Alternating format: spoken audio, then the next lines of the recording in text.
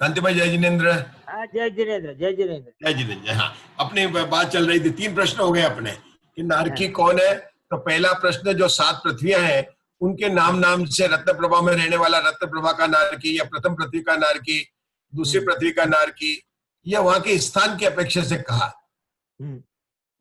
दूसरे प्रकार में नारकी कौन है कहा, तो जिसके नरक गति का उदय चल रहा है। तीसरे प्रश्न में जब अपन ने किया था कि नारकी कौन है, तो ममता जी बताएंगे आप कौन है? तीसरा प्रश्न क्या था? जिसके नरक गति का उदय चल रहा है, जिसके। अब दूसरे प्रश्न और तीसरे प्रश्न से क्या अपने को निष्कर्ष निकलता है? ये तो एक तो आयु नाम कर्म के उदय से जो नारकी होते हैं, और एक नाम कर्म के उदय से, नरक गति नाम कर्म के उदय से जो नारकी होते हैं।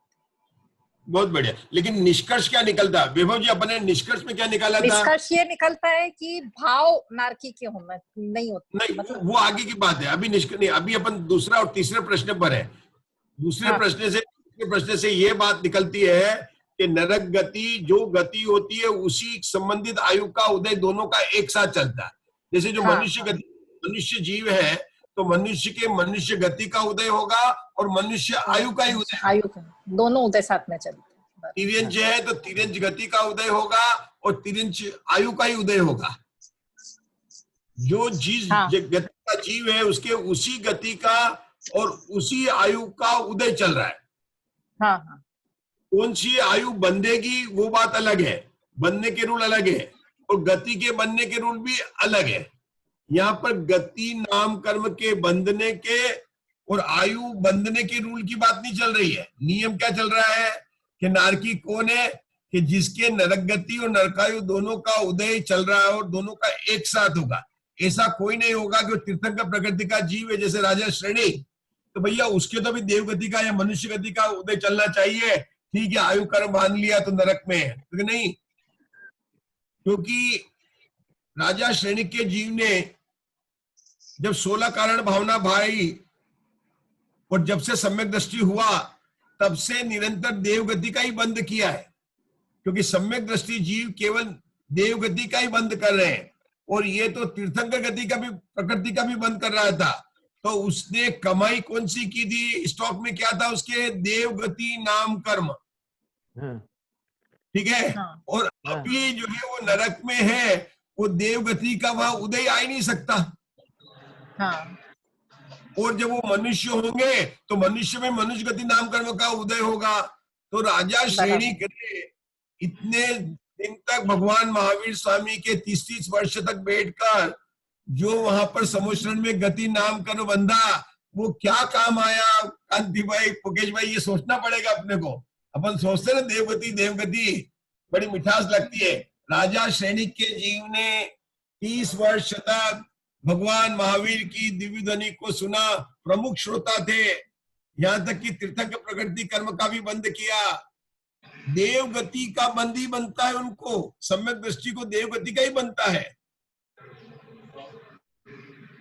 और वो पूर्व में नरकायु बांध चुके थे, तब वहां पर तो नरक गति का उदय आ रहा है मुकेश भाई, और वहां से चलकर पहले तीर्थंकर होने वाले हैं। और वो मनुष्य में होंगे तो मनुष्य गति का उदय होगा कि देवगति का उदय होगा? मनुष्य गति का उदय होगा। और उनके स्टॉक में क्या है? देवगति। क्या काम आई? और वो तो पड़ी रह जाएगी, और वो चले जाएंगे निर्वाण मोक्ष बन के, अनंत काल के लिए सिद्ध परमेश्वर हो जाएंगे। सारे कर्मों को वो सबको छोड़ जाएंगे।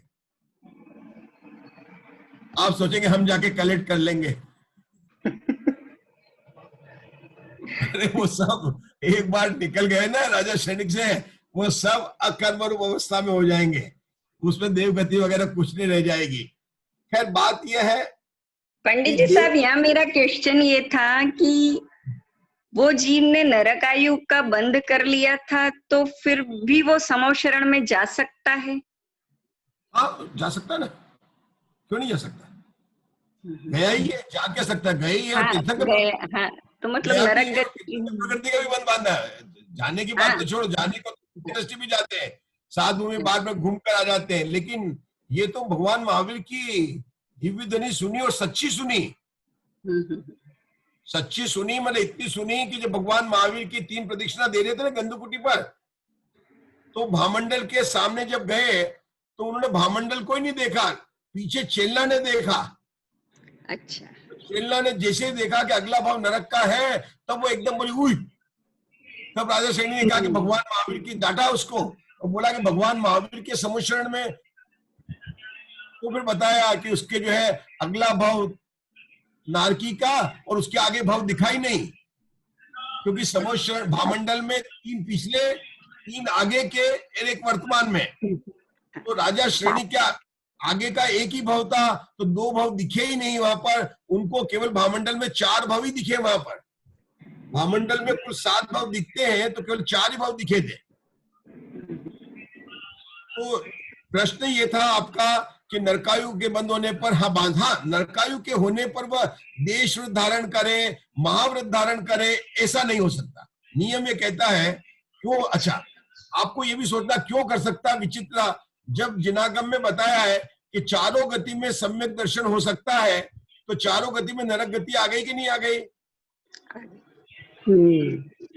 अब जब नरक, आपको नरकायु का जो बंद पड़ा है ना, वो तो मिट्टी के ढेले के समान है। समय सार के आश्रम अधिकार में कहा है कि कर्म पड़े हुए मिट्टी के ढेले के समान है, लेकिन राजा श्रेणिक तो नरकायु का जब भुगत रहा है, तब भी वहां जो नरकायु का, जिसके नरकायु का उदय चल रहा है, वह जीव भी सम्यक दर्शन को प्राप्त कर सकता है। और कहां तक का जीव? 7वें नरक तक का जीव।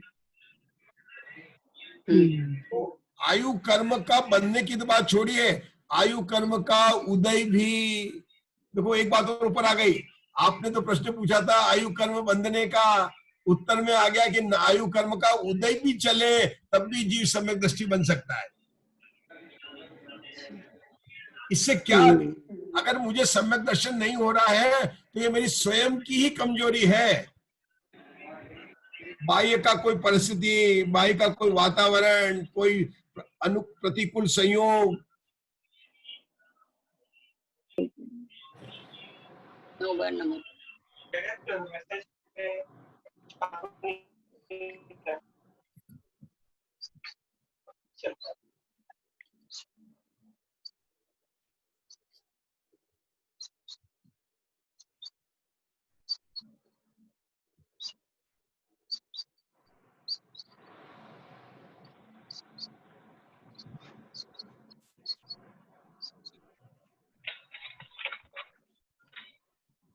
जय जिनेन्द्र। जय जिनेन्द्र। जय जिनेन्द्र। सबको जय जिनेन्द्र। जय जिनेन्द्र। जय जिनेन्द्र।